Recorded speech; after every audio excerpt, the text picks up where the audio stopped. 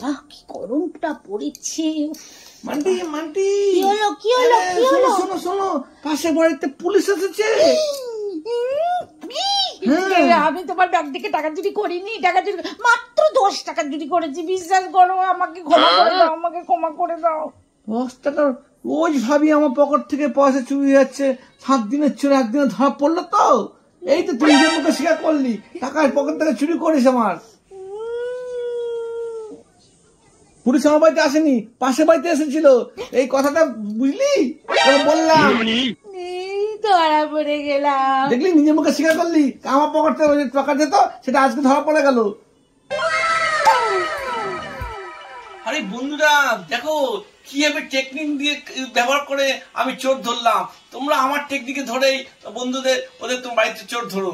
ওরা মুখে বললে তো বলবে না কোথায় কি হচ্ছে না হচ্ছে, এইভাবে অ্যাপ্লাই করলে পরে ফর্মুলাটা কাজে লাগবে।